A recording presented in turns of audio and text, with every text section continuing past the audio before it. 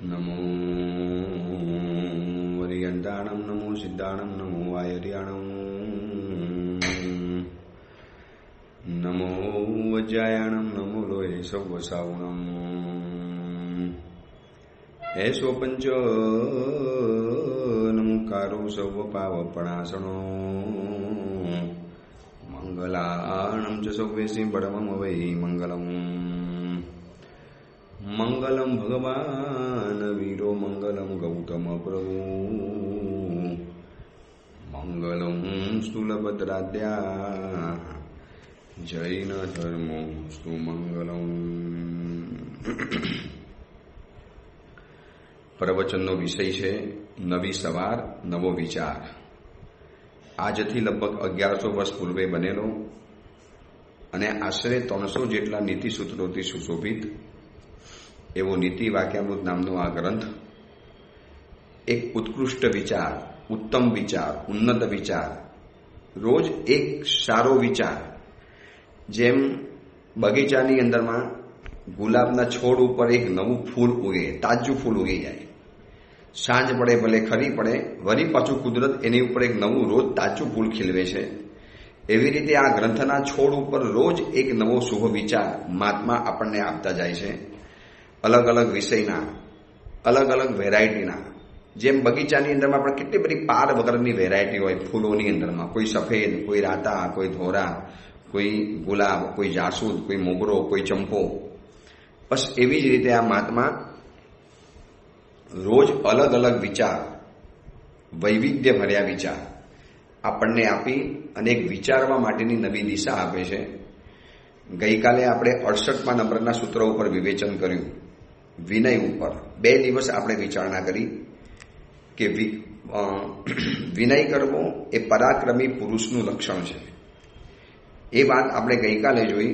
હવે આજે વિચારવી છે 69 નંબરનું સૂત્ર, 69 નંબરનું સૂત્ર. એની અંદર એક અલગ પ્રકારની વાત બતાવે છે.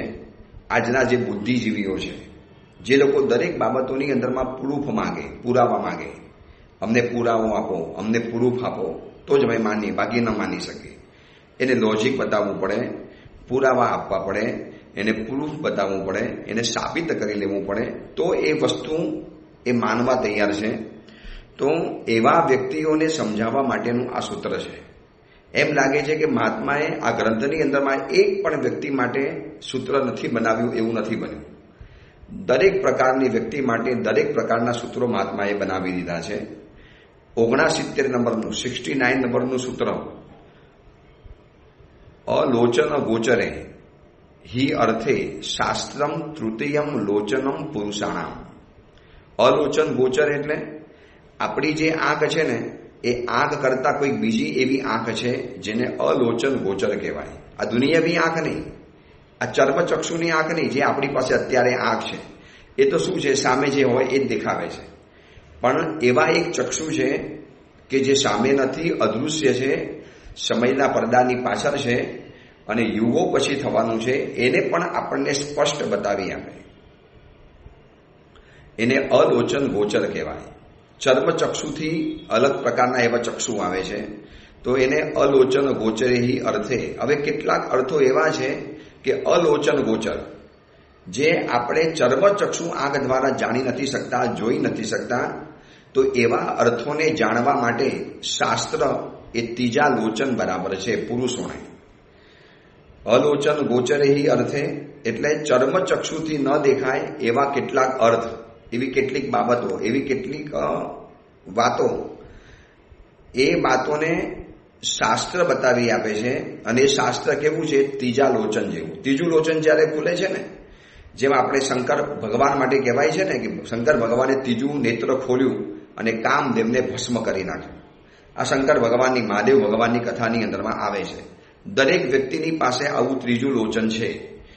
આપણી જે 2 આંખ છે એની વચમાં જે નાક છે, નાકની બરોબર ઉપર જવાનું, જ્યાં આપણે તિલક કરીએ છીએ, એ તિલકની જગ્યાની અંદરમાં થર્ડ આઈ, ત્રીજું લોચન, તૃતીય લોચન જેને સંસ્કૃતમાં કહેવાય છે, ગુજરાતીમાં तृतीय लोचन के, हिंदी ની અંદરમાં तीसरा लोचन कहा जाता है, थर्ड आई.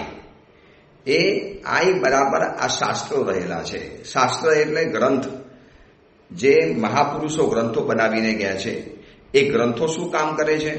જે ચર્મચક્ષુથી નથી દેખાતા એવા કેટલાક મહાન તત્વો, મહાન બાબતો, એવી કેટલીક વિચારણા, એવી કેટલીક વાતો આ ગ્રંથ ત્રીજા લોચનની જેમ કામ કરી બતાવે. ત્રીજું લોચન જેનું ખુલી જાય ને એને દિવાલની પારનું પણ દેખાય, દૂરનું પણ દેખાય, અદૃશ્ય પણ દેખાય, વર્ષો પછીનું પણ દેખાય અને વર્ષો પહેલા થઈ ગયેલું બધું જ દેખાય. ભૂત, ભાવિ, વર્તમાન આ બધાને જોઈ શકે છે ત્રીજા લોચનનો જ્યારે ઉઘાડ થાય છે ત્યારે. એવા પ્રકારની શક્તિ જ ખુલી જાય. એ આંખ બંધ કરે છતાં એને ખબર પડે કે આ મકાનમાં કે આ ઘરની અંદરમાં શું થઈ રહેલું છે. એને તૃતીય લોચન કહેવાય. તો આ ત્રીજા લોચન બરાબર શાસ્ત્ર છે. અને એ શું કરે છે તો કે અલોચન ગોચરે હિ અર્થે, જે આંખ દ્વારા નથી દેખાતા એવા પદાર્થોને, એવી વસ્તુઓને, એવી બાબતોને, એવી વિચારણાઓને, એવી બધી જે પણ ચીજો છે એ બધાને બતાવવા માટે શાસ્ત્ર ત્રીજા લોચન બરાબર છે. હવે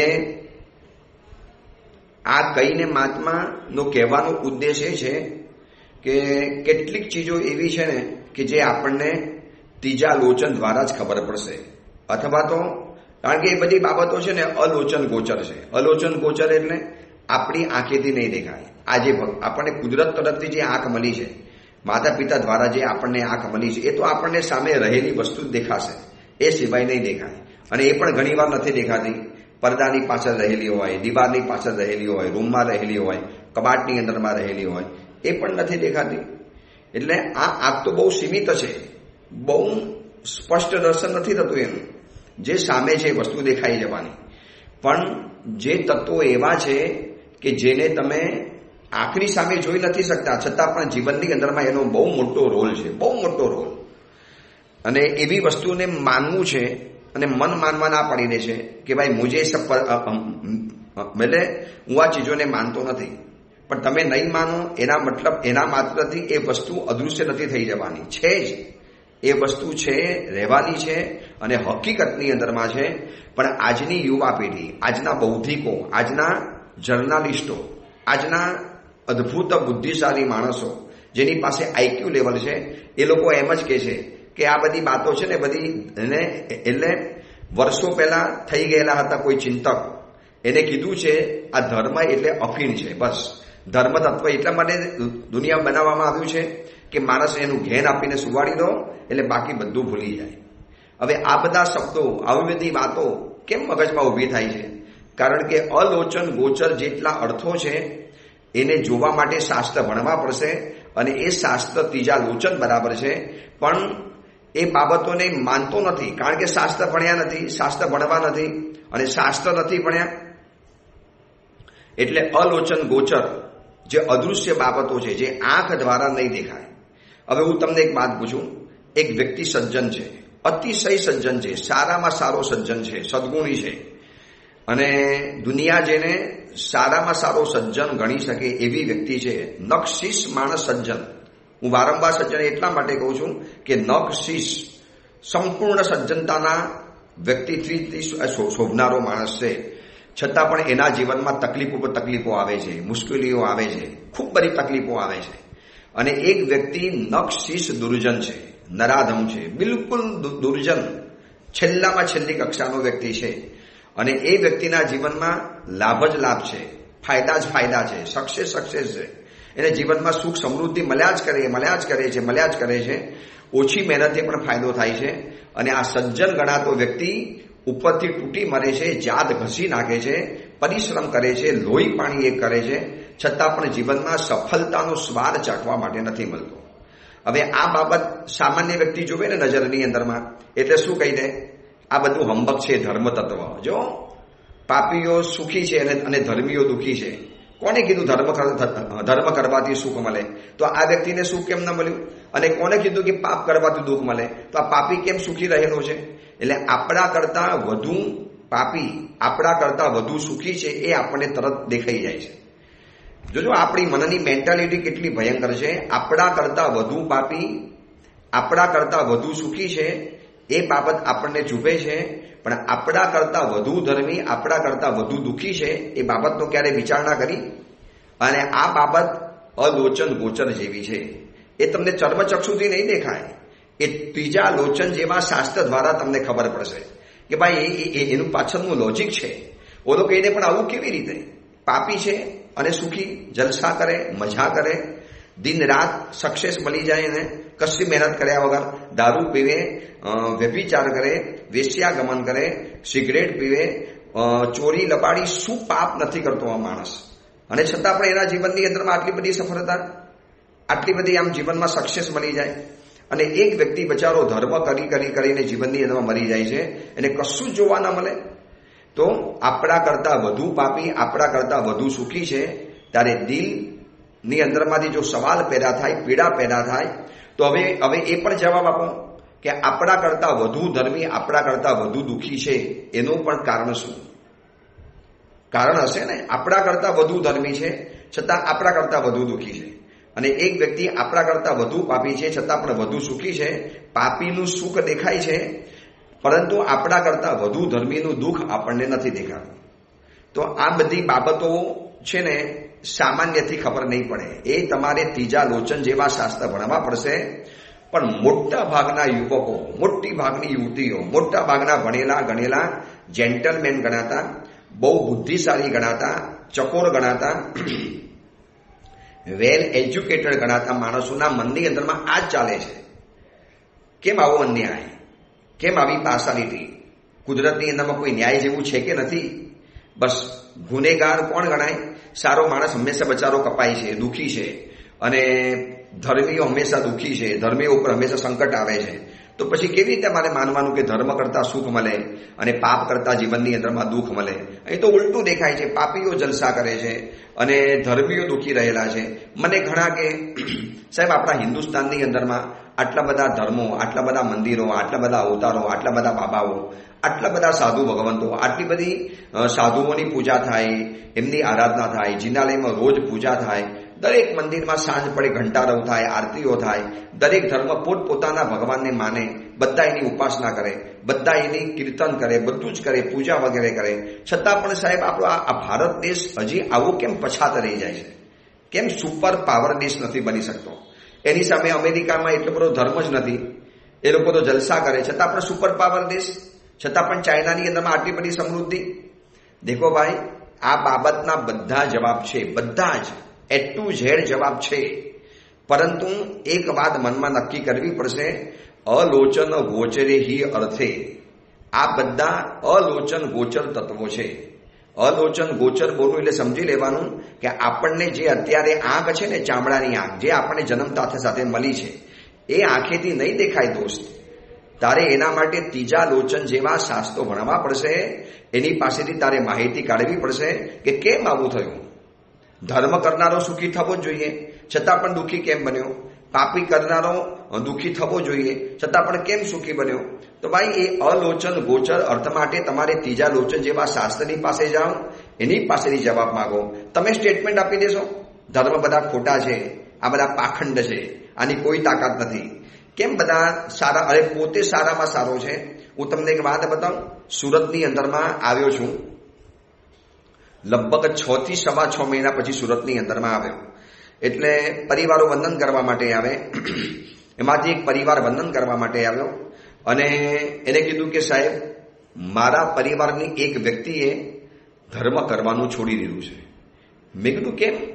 પૂજા કરનારા હતા, એ તો પૂજા કરતા હતા, ચૌવ્યાર કરતા હતા, રાત્રિ ભોજન છોડતા હતા, રોજ જિનાલયમાં જાય, પ્રવચન વગેરે સાંભળે, 99 કર્યું છે, ઉપધાન વગેરે કર્યું છે, છરીપાલી સંઘની અંદરમાં ગયા છે, છતાં પણ કેમ ધર્મ છોડી દીધો? બસ સાહેબ, એને જીવનની અંદરમાં એક ઘટના એવી બની, એને લાગ્યું કે ધર્મ કાંઈ નથી, ધર્મની કોઈ અસર નથી, આ બધા પાપીઓ દુઃખી છે, અને જો ધર્મની અસર હોય તો મારા જેવા ધર્મિષ્ઠ વ્યક્તિના જીવનમાં હવે તકલીફ કેમ આવી? શું થયું? બસ સાહેબ, જીવનની અંદરમાં મોટો ફાયદાથી એને નુકસાન થયું.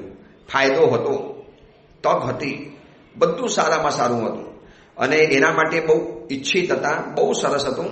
હું તમને નામ નથી આપી શકતો, પરંતુ એને એ લાભથી વંચિત રહેવું પડ્યું. બિલકુલ બિન ગુનેગાર હતા છતાં પણ એ વ્યક્તિ સજ્જન છે સાહેબ, નો ડાઉટ બિલકુલ સજ્જન છે, આ જમાના પ્રમાણે મહાસજ્જન ગણી શકાય, નિર્દોષ છે, બિન અપરાધી છે, બિન ગુનેગાર છે, છતાં પણ એને જીવનમાં નુકસાન થયું એટલે એને ઈશ્વર ઉપર ચીડ ચડી ગઈ, ભગવાન ઉપર એને શ્રદ્ધા ઉડી ગઈ. ધર્મ ઉપરનું હવે નામ લો છો ને તો એલર્જી ચડે છે. એ કે નામ નહીં લેવાનું ધર્મનું મારી પાસે, ધર્મ કાંઈ નથી, આ ધતિંગ છે. આ બધા શું કર્યું ધર્મએ મને શું ફાયદો કર્યો? આ મારું નુકસાન કરી આપ્યું. હું આટલો બધો ધર્મ કર્યો, શું ભગવાન મારી સામે ન જોવે? ધર્મ મને સહાય ન કરી શકે? ધર્મ મારી સામે આમ ન કરે? હવે મેં કીધું તમે એને લાવો મારી પાસે સમજાવો. સાહેબ વાત જ નહીં કરો એને. હવે મહાત્માની, પ્રવચનની, પૂજાની કે ધર્મની વાત કરું છું અને ભડકે છે. કરો તમારો ધર્મ તમારી પાસે. શું તમારા ધર્મે મને આપ્યું? શું કર્યું તમારા ધર્મે? મને શું જીવનમાં મને ફાયદો કરાવી આપ્યો? ઉલટાનું નુકસાન થયું ધર્મ કરું છું તો. અને જે નથી કરતા એ લોકોને જો કેટલા બધા ફાયદા દેખાય છે. તો શું કરવાનું? આ બાબતનું સમાધાન શું? આ સમાધાન આપીશ તમને, હું સમાધાન આપવા તૈયાર છું, પણ એટલા કન્વિન્સ તમારે થવું પડશે કે અલોચન ગોચર જેવી બાબતો છે, ચર્મચક્ષુથી, ચામડાની આંખથી, આપણી વર્તમાન જે આંખ છે એ આંખથી નહીં દેખાતા તત્વો માટે ત્રીજા લોચન બરાબર શાસ્ત્ર પાસે જવું પડશે. અને ઉપમિતિ ભવ પ્રપંચમાં લખ્યું છે સદાગમ એટલે શાસ્ત્રો. બધા જ સવાલના જવાબ સદાગમ પાસે છે. જાઓ, ભગવાન મહાવીરે બનાવેલા આ આગમ સૂત્રો, ગ્રંથો, મહાપુરુષોએ બનાવી ગયેલા જેટલા શાસ્ત્રો છે એમાં બધા જ પ્રકારના ખુલાસા બતાવેલા છે. પણ પહેલા એટલું નક્કી તો કરવું પડે ને. ઓલો કે હું માનતો જ નથી, તો પછી મારે કેવી રીતે પૂરું કરવાનું? ઓલો કે મારે માનવું છે, માની પણ શકું છું, મને સમજાવો, તો વાત સમજાવવા તૈયાર થાય. ઓલો કે મેં માનूंगा ही नहीं, आई नॉट बिलीव, मैं मानता ही नहीं हूं, मुझे श्रद्धा चली गई છે. પછી હવે વ્યક્તિને કેવી રીતે કહી શકાય? જે માણસ એમ માને કે હું ખરેખર મરી જ ગયો છું, આપણે કહીએ ભાઈ તું જીવે છે, નહીં હું મરી ગયો છું, તમને શું ખબર પડે? હું મરી ગયો છું. હવે પોતાની જાતને મરી ગયેલી માની વ્યક્તિને જીવતી છે એવું કેવી રીતે એને પ્રૂવ કરી આપે? ભાઈ તું જીવે છે, નહીં હું મરી ગયો છું, ભાઈ હું જીવતો હોતો હોઈશ. એના જેવી આ વાત છે. છતાં પણ એક વાત આ સમજવા જેવી છે. આ મહાત્માએ આ સૂત્ર બનાવીને બહુ મોટી કમાલ કરી નાખી છે કે અદૃશ્ય એવા કેટલાક તત્વો છે જેને માનવા માટે આપણી બુદ્ધિ તૈયાર નથી થતી. અને એક વાત સમજી રાખજો, મને જે દેખાય છે એ જૂઠ હોઈ શકે છે અને મને જે નથી સમજાતું એ સત્ય હોઈ શકે છે. આ એક વાક્ય ગાથાની જેમ ગોખી નાખજો. મને જે દેખાય છે એ જૂઠ હોઈ શકે છે અને મને જે નથી समझातूं ये सत्य हो ही सके छे.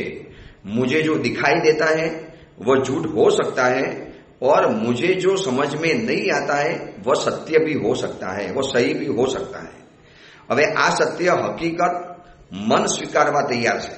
જો મન છે ને આ બાબતને એકવાર સ્વીકારી લે છે કે ભાઈ વાત બરોબર છે કે કેટલીક બાબતો એવી છે કે જે મને દેખાતી નથી હોતી, પરંતુ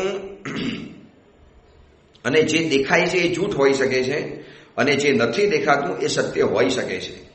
જેમ જંગલની અંદરમાં રહેલો હરણ છે, હરણ એને દૂર રણની રેતી ઉપર પડેલી જે સૂર્યના કિરણો છે એના કારણે રેતી ચળકતી દેખાય છે. એને લાગે કે આ પાણીનું સરોવર છે, અહીંયા પાણી હશે. એટલે શું થયું ખબર છે? જે દેખાય છે એ જૂઠ હોઈ શકે છે. હવે એને નથી સમજાતું કે સરોવર નથી, આ મૃગ મરીચિકા છે. એ ઉપર રણની રેતીની અંદરમાં સૂર્યના કિરણો પડે છે, દૂરથી ચળકતી રેતી દેખાય છે જે પાણીનો આભાસ ઉભો કરે છે અને હરણિયું લેવા માટે જાય છે. ઓર વધારે ભાગે, ઓર વધારે તરસ લાગે, ઓર વધારે ભાગે, ઓર વધારે તરસ લાગે, હજી આગળ છે, હજી આગળ છે, હજી આગળ છે. એ રણની રેતીમાં ચળકતા સૂર્યના કિરણો પડ્યા જ કરે. જેમ જેમ ભાગે આગળ એમ એને આગળ આગળ દેખાયા કરે અને છેવટે એ તરસ્યો હરણ આ મૃગ મરીચિકાની શોધની અંદરમાં તડફડીને મરી જાય છે. એટલે શું થયું? જે રણની અંદરમાં રણની રેતી ઉપર સૂર્યના કિરણો પડતા હતા અને એને જે સરોવર લાગતું હતું, જે દેખાય છે એ જૂઠ હોઈ શકે છે અને એ સમજી ન શક્યો કે આ મૃગ મરીચિકા છે, આ પાણી નથી. એટલે કે મને જે નથી સમજાતું એ સત્ય હોઈ શકે છે. આટલું તો આપણે માનવું પડશે ને. અને આવું છે ને, મન ક્યારેક આ વાત સ્વીકારવા તૈયાર છે કે ભાઈ મને જે દેખાય છે જૂઠું હોઈ શકે. એટલે આજે હું ધર્મિષ્ઠ છું, આજે હું સારો છું, આજે હું સજ્જન છું, આજે નક્ષિસ સારો માણસ છું, બધી વાત બરોબર છે, એ સારી વાત છે. મને જે દેખાય છે એ જૂઠ હોઈ શકે છે, પણ ભાઈ હું ગયા ભવની અંદરમાં શું હતો એ તો મારે સમજવું પડશે ને. મારા ગયા ભવના કર્મ ઉલટા હતા, એટલે આ ભવની અંદરમાં હું ગમે એટલો સારો બનીશ. જંગલની અંદરમાં એક વ્યક્તિ જાય, શાકાહારી છે, જેને જિંદગી પર શાકાહાર જ કર્યો છે. હવે એની સામે માંસ ભક્ષી કોઈ પશુ આવી ગયું, વન્ય પશુ, એટલે વન્ય પશુ એને મારશે? હું તમને પૂછું છું, મારશે? તમે કહેશો હા સાહેબ મારશે જ. કેમ? આ તો શાકાહારી છે. તમે કહો ગુરુદેવ એ શાકાહારી હોય કે એની સાથે કોઈ લેવા દેવા નથી. પશુને તો શાકાહારી હોય કે માંસાહારી હોય એને તો મારવાનો છે. બસ એવી રીતે કર્મ છે ને, કર્મ ન્યુટ્રલ છે. તમે સારા છો કે ખરાબ છો કર્મ નથી જોતું. કર્મ કે તમે ગયા ભાવમાં શું કર્યું છે ને એ બરાબર મારે આપવું છે. ચલો બીજી વાત સમજાવું. પરમાત્મા મહાવીર એ તો સજ્જન હતા ને, એમને તો આપણે સારા માનીએ છીએ ને. એવી રીતે દરેક ભગવાનને પકડી લો. રામ ભગવાન, દુનિયા એમને સારા જ માને છે ને. રામચંદ્રજી એટલે જેના મંદિરો બને છે, જેને ભગવાન તરીકે પૂજાય છે, જે રામના નામે પથરા પણ તરી જતા હતા, રામ પણ સારા હતા. ચલો ઈસુ ખ્રિસ્ત એ પણ સારા હતા. હવે મને એ બતાવો કે આ બધા જ પૂજ્ય પુરુષો, જેને દરેક ધર્મવાળા પોતાના ભગવાન ગણે છે, આપણે જેમ આપણા ભગવાન મહાવીરને ભગવાન ગણીએ, તો આવા પરમાત્મા મહાવીર ઉપર એ ભવમાં ભગવાન નક્ષી સજ્જન છે. ભગવાને કોઈનું બગાડ્યું નથી. ભગવાન તીર્થંકર છે, ત્રણ જગતના નાદ છે. વિશ્વભરને ક્ષમા અને શાંતિનો સંદેશો આપવા માટે ભગવાન રાજમહેલને ત્યાગીને નીકળી પડ્યા છે.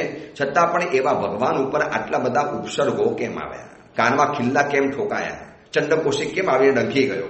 કેમ લોકોએ પગમાં ચૂલો જલાવીને રસોઈ બનાવી પ્રભુને બાળી નાખ્યા? કેમ સંગમ દેવતા આવીને એક રાતમાં 20 ઉપસર્ગો વરસાવ્યા અને માથા ઉપર કાળચક્ર ફેંક્યું? કેમ આવું? પ્રભુ તો સારા છે, પ્રભુ તો ખરાબ નથી ને. ચલો આપણે હજી કદાચ ખરાબ હોઈ શકીએ, ભગવાન તો ક્યાં ખરાબ છે?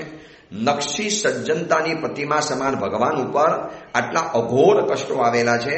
તો આપણે જેની પૂજા કરીએ છીએ ને એ તીર્થંકર પરમાત્માને પણ કર્મોએ દુઃખ આપ્યા છે. એટલે એક વાત સમજી રાખજો, આમાં ધર્મ, પુણ્ય, પાપ આ બધા કરતા એક કર્મ મહાસત્તાને માનવી પડશે. એક કર્મ સત્તા આ બધા ખેલ ખેલે છે. એ કર્મ સત્તા જ આ બધું છે ને, ઊંચું નીચું, આગળ પાછળ, સારું ખરાબ, પછી સત્ય અસત્ય, આ બધું છે ને કર્મ રાજા કરે છે. એટલે પુણ્ય, પાપ, પરલોક, સુખ દુઃખ, સજ્જન પછી દુઃખી હોય, દુર્જન સુખી હોય, સારું ખરાબ, આ બધા જ અલોચન ગોચર અર્થો છે. અને એના માટે ત્રીજા લોચન બરાબર શાસ્ત્રને ભણવા પડશે. નથી ભણી શકતા તો કોઈ મહાત્માના પ્રવચનની અંદરમાં આવો, જે તમને આવી બધી વાતો સમજાવતા હોય, જેમ અત્યારે હું તમને આ પ્રવચન દ્વારા સમજાવું છું. મોટા ભાગના એટલે મારા હિસાબે તો 90% માણસો આ ભ્રમણાની અંદરમાં ફસાયેલા છે કે પાપી દુઃખી, પાપીઓ સુખી અને ધર્મીઓ દુઃખી, ધર્મીને ઘેર ધાડ. આવું બધું નથી હોતું. દુનિયા ભલે બહારથી માનીને, હવે એ પરિવારે જે મને કીધું ને કે સાહેબ શું સમજાવવાનું, એ અમારી પરિવારની વ્યક્તિને કેવી રીતે સમજાવવાની? બિલકુલ શ્રદ્ધા ભ્રષ્ટ બની ગયા છે સાહેબ, માનતા જ નથી, માની જ નથી શકતી એ વ્યક્તિ. મેં કીધું લાવો અમારી પાસે, હું કન્વિન્સ કરી આપું. સાહેબ વાત જ નથી થઈ શકતી. સાહેબ પહેલા પૂજા કરવાની, રાત્રિ ભોજન છોડવાનું અને અભ્યાસ કરવાનો, સામાયિક કરવાનું, સાહેબ બધું જ છોડી દીધું. બધું જ એટલે બધું જ ટોટલી બંધ. અને ઉલટાનો ધર્મને કહી બધાને કહીને મૂકીનો ધર્મ વર્મ, કાંઈ ધર્મની અસર નથી. શું મને ફાયદો થયો? મેં કોઈનું બગાડ્યું નથી તો મારું કેમ બગડ્યું? ભાઈ તમે નથી બગાડ્યું આ ભવની અંદરમાં, પણ કોઈ ભવમાં તો બગાડ્યું છે ને. બોલો કે બધું કોણ જોવા માટે જાય? મેં તમને પહેલા કહી દીધું કે આ ત્રીજા લોચન બરાબર શાસ્ત્ર છે કે જે અલોચન ગોચરની વાતોને તમને સમજાવશે. આ બધી બાબતો અલોચન ગોચર છે. ચર્મ ચક્ષુથી નહીં દેખાય, આ ચામડાની આંખેથી નહીં દેખાય, આ નરી આંખેથી નહીં દેખાય. મને તમને જે આંખ મળી છે એનાથી કશું જ નહીં દેખાય. કે આ પુણ્ય પાપ દેખાય છે? ચલો બીજી વાત છોડો. આપણે પુણ્ય પાપનો વિરોધ જે બુદ્ધિથી કરીએ છીએ એ બુદ્ધિ પણ દેખાય છે આપણને. છતાં તમે બુદ્ધિ ઉપર કેમ ભરોસો કરો છો? સાહેબ મારી બુદ્ધિમાં નથી બેસતું. પણ તમે તો બુદ્ધિ દેખતા જ નથી, તમને તો બુદ્ધિ દેખાતી પણ નથી. ન દેખાતી બુદ્ધિને માનવા તૈયાર છો તો ન દેખાતા પુણ્ય પાપ, ધર્મ, શ્રદ્ધા, સુખ દુઃખ આ બધાને માનવામાં શું વાંધો પડે છે? તમે જે બુદ્ધિ દ્વારા દલીલ કરો છો ને, એટલે જે વ્યક્તિ એવા હોય છે કે જે આવી દલીલ કરતા હોય, તમારા ઘરમાં રહેલા તમારા દીકરા હોય કે દીકરી હોય, હશે જ. આ પ્રવચન સાંભળનારા મોટા ભાગના લોકોના ઘરમાં આવી એકાદ વ્યક્તિ તો હશે જ ઘરની અંદરમાં, જે આની ડિબેટ ચાલ્યા કરતી હોય. ભલે વિવેકથી કરે, મમ્મી પપ્પાની સામે, દીકરા દીકરી, યુવાન દીકરા દીકરી હોય. મેં તો આવા કેટલાય દીકરા દીકરીઓને જોયા અને કેટલાને થોડા ઘણા સુધાર્યા પણ ખરા, સન્માર્ગે પણ લઈ આવ્યા, જે અમારી પાસે આવ્યા એવા. બાકી મોટા ભાગે દરેક ઘરમાં, દરેક પરિવારમાં, દરેક ફેમિલીમાં અથવા તો દરેક કોઈ પણ બિલ્ડિંગની અંદરમાં એકાદ વ્યક્તિ તો આવો નમૂનો નીકળી જાય જે એમ જ કહી દે બધું હંબક છે, બધું નકામું છે, આ બધું છે ને પુણ્ય પાપ બધી છે ને ખાલી મનને સમજાવવાની ભ્રમણા છે, આ નરક સ્વર્ગ ને આ બધું ખાલી કહેવાની વાતો છે, કશું જ નથી. એવું હોય તો બધા પાપીઓ સુખી કેમ છે? આટલા બધા કૌભાંડ કરે, આટલા બધા સ્કેન્ડલ પકડાય, છતાં એ રાજનેતાઓનો વાર વાંકો ન થાય, કશું જ ન થાય એ વ્યક્તિને. હમણાં તમે વાંચ્યું હશે ને, રોજના રોજ પુલ તૂટે છે, પુલ આખા પુલો પાણીમાં વહી જાય છે. બિહારમાં થયું, ઝારખંડની અંદરમાં થયું. પછી એરપોર્ટ છે, વિમાનતળ, એરપોર્ટ ઉપરની છત આખી ખતમ થઈ જાય. હવે કરોડો રૂપિયાના ખર્ચે બનાવેલી આ બધી વસ્તુઓ, કેટલું કાચું કામ, મટીરિયલ હલકું વાપર્યું અને પૈસા બધા ઘરે ભેગા કરી નાખ્યા, ચાવ કરી ગયા. આ રાજકોટની અંદરમાં ગેમ ઝોનની અંદરમાં જે લોકો બળીને સ્વાપ થઈ ગયા, ચારે કોર જોવો તો આ જ દેખાય છે. પાણીના પૂરમાં કોઈ તણાઈ ગયું, કોઈના ઘરની છત તૂટી પડી ગઈ, કોઈનો પુલ તૂટી પડ્યો, કોઈને ઉપર એરપોર્ટ ઉપર ગયા હતા અને ત્યાં ઘાયલ થઈ ગયા, ખતમ થઈ ગયા. તો સાહેબ, આ બધા પાપી લુચ્ચા લબાડ માણસોને કોઈ સજા નથી થતી, બધા છૂટી જાય છે. આ તથ્ય પટેલ જેવા, જેને આ વિસ્મય, જે હમણાં પૂનાની અંદરમાં એક્સિડન્ટ કર્યો, આ બધા પૈસાના જોરે છૂટી જાય છે. અને સાહેબ, નાનકડો એક નિર્દોષ સજ્જન માણસ કેવો ફસાઈ જાય છે? કેમ આવું થાય છે? હું એને એક જ કહું છું કે એનું પુણ્ય કમજોર અને એનું પાપ જોરમાં આવી ગયું. પણ તમે કહો સાહેબ બધું માનતો નથી, તો મેં કીધું ને, તમે નહીં માની શકો. આ બધું અલોચન ગોચર તત્વ છે. માનવું હકીકતમાં ભારે છે, કારણ કે જે દેખાતું જ નથી એને કેવી રીતે માની શકશો? એટલે ફરી વખત, મને જે દેખાય છે એ જૂઠ હોઈ શકે છે અને મને જે નથી સમજાતું એ સત્ય હોઈ શકે છે. આ સત્ય હકીકતને સ્વીકારવા માટે કદાચ એકવાર મન તૈયાર થઈ જશે, મન. પરંતુ આ તમામનો માનવાનો ઇનકાર બુદ્ધિ કરે છે. બુદ્ધિ શું કહે છે? આંખેથી એ મને દેખાતા નથી અને મારી બુદ્ધિને એ સમજાતા નથી. બુદ્ધિ આ જ કહે છે, ભાઈ મને આંખેથી દેખાય છે કશું અને મારી બુદ્ધિને સમજાતું નથી. મન સમજે છે કે ભાઈ કોક ભાવમાં કર્યું છે માટે આ ભાવમાં પરેશાની આવી, ભલે આ ભાવમાં કશું જ નથી કર્યું. ફરી વખત કહી દઉં છું, નક્ષી સજ્જન માણસ છો, તો મરતાને મર નથી કહી શકતા. એટલો પરગજુ, પરોપકારી, દયાળુ, ઉદાર, સુંદર સ્વભાવ, સારામાં સારો નેચર. અને એ જ વ્યક્તિ વધારે દુઃખી, વધારે રીબાય, વધારે વેદનાની અંદરમાં આવે. અને એક લબાડ છે, લુચ્ચો છે, મોઢા ઉપર કહી દે છે, ઉદ્ધત છે, નફટ છે, તમે બધું જ કહી શકો એમ છો. અને એ વ્યક્તિ જલસા કરે છે ઘરની અંદરમાં. અને એક વ્યક્તિ ઘરની અંદરમાં એવો છે કે જે બચારો રીબાય, કારણ કે સારો છે માટે ને, તો આપણે સારા થવાનું નહીં, પાપી જ થવાનું. પાપીને જલસા છે, ધર્મીઓ દુઃખી છે. હરી ફરીને વળી પાછી વાત આવી જાય. તો આ બધી બાબતોના જવાબ શાસ્ત્ર પાસે છે, જે ત્રીજા લોચન બરાબર છે. ત્રીજું લોચન ખુલે અને બધી જ માહિતી સ્પષ્ટ થઈ જાય, ક્લિયર કટ થઈ જાય. નજીકનું નહીં, દૂરનું, ભવાંતરનું, ભવિષ્યનું, ભૂતકાળનું જોવા માટે તો ત્રીજા લોચન બરાબર શાસ્ત્ર જ કામ લાગશે. એ સદાગમ છે. ઉપમિતિ ભવ પ્રપંચા કથામાં બતાવેલું એક અદ્ભુત પાત્ર એટલે સદાગમ. આ સદાગમની પાસે બધા જ સવાલોના જવાબ છે, બધી સમસ્યાઓના સોલ્યુશન છે. આ એઆઈ કરતા અને ગૂગલ કરતા પણ વધારે માસ્ટર બ્લાસ્ટર છે. પરંતુ એ શાસ્ત્ર ભણવા પડે, શાસ્ત્ર પાસે જવું પડે, પાઠશાલામાં જવું પડે, એવા પુસ્તકો વાંચવા પડે.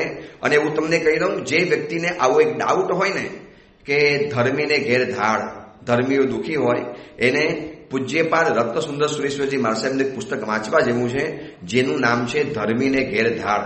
શું આ એક ક્વેશ્ચન પૂછ્યો છે, ધર્મીને ઘેર ધાડ શું હોઈ શકે? આવો સવાલ કર્યો છે.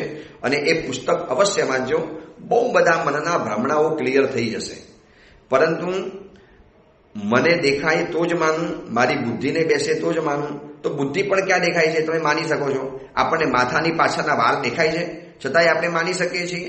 ચલો બીજી વાત, આપણા મમ્મી પપ્પાએ આપણા જ મમ્મી પપ્પા છે ખબર કેવી રીતે? પણ આપણને એડોપ્ટ કર્યા હોય, આપણને ક્યાંકથી દત્તક લઈ આવ્યા હોય. તમે ડીએનએ ટેસ્ટ કરાવેલો છે કે આ સાચા મારા માતા પિતા છે? પણ માની લીધું ને. તો બસ એવી કેટલીક બાબતોને માનવી પડશે. અને માનવી જ પડશે તો જ જીવનની અંદરમાં શાંતિ મળશે, બાકી નહીં મળી શકે. આ બાબતની વિચારણા આપણે કદાચ આવતીકાલે કરીશું, કારણ કે બહુ કરંટ ટોપિક છે. વર્તમાન સમયની અંદરમાં અતિશય જરૂરી આ છે, અતિશય જરૂરી. એમાં કોલેજનું શિક્ષણ, એમાં મેકોલોની શિક્ષણ પદ્ધતિએ તો નાસ્તિકોની ફોજ તૈયાર કરી નાખી છે. અને મેકોલો આ જ માનતા હતા, એના જ ધર્મનો વ્યક્તિ પોતાના ધર્મનો પ્રખર વિરોધી બની જવાનો, પ્રખર વિરોધી. પૂજા નહીં કરવાની, શું ફાયદો છે? ફૂલ પૂજા નહીં કરવાની, આ ભગવાનને પક્ષાલ નહીં કરવાનો, આ બધું પાણીનો બગાડ છે ને, વેસ્ટેજ છે ને, આમ છે ને તેમ છે. એને ભૂસી ડેમની અંદરમાં નાહવા માટે જાય ત્યાં પાણીનો બગાડ નથી લાગતો, સ્વિમિંગ પુલમાં પાણીનો બગાડ નથી લાગતો, અને બધું અહીંયા જ લાગે છે. કેમ? આ બધી બુદ્ધિની બદમાશી ચાલે છે. બસ આ બધી બદમાશી ઉલટી જ ચાલે. પછી એને એમ જ થાય કે એમનું ધર્મ કરનારા દુઃખી છે અને પાપી કરનારા સુખી છે. તો કાલથી નક્કી કરો ને, આખા પરિવારને કહી દો, બધાએ આપણે પાપી બની જવું છે, ધર્મ છોડી દો. જો પાપી સુખી હોય ને તો કઈ તો ઢંઢેરો પીટીને જગતની અંદરમાં આપણે કાલથી પાપી બની જવાના. રેપ કરવાના, વ્યભિચાર કરવાના, દુરાચાર કરવાના, ગારીઓ બોલવાની, ધંધામાં અનીતિ કરવાની, ખૂન ખરાબા કરવાના, પાપી બધો. કારણ કે પાપી વ્યક્તિ સુખી છે, એ તો પાછું કરવા તૈયાર નથી. એટલે દૂધમાં ને દહીંમાં નથી આ બાજુ ક્લિયર, નથી આ બાજુ ક્લિયર. અને વચની અંદરમાં રહી અને પોતાના ધર્મને ભાંડવો અને ગાર આપવી હોય એના કરતાં વિચારો શાંતિથી, શાસ્ત્ર ભણો. શાસ્ત્રમ તૃતીય લોચનમ પુરુષાણમ એમ લખ્યું છે. શાસ્ત્ર પુરુષોના માટે ત્રીજી આંખ બરાબર છે, જે અલોચન ગોચર અર્થોને બતાવી આપે છે. ચર્મચક્ષુથી નથી દેખાતા એવા અર્થોને બતાવી આપે છે. ચલો, આ અંગેની બીજી વિશેષ વાત આપણે આવતીકાલે કરીશું. આવા જેટલા પણ મહાનુભાવો હોય, જેમને આવા બધા ટોપિક હોય જ છે કે ધર્મ કરવાથી કોઈ ફાયદો નથી ને ધર્મી દુઃખી છે, એને કદાચ મોકલજો. કદાચ સમજણ પડે તો પડે. એ જ મંગલ કામના, મંગલ ભાવના. જીનાગના વિરુદ્ધ કાંઈ પણ બોલાયું હોય તો મિચ્છામી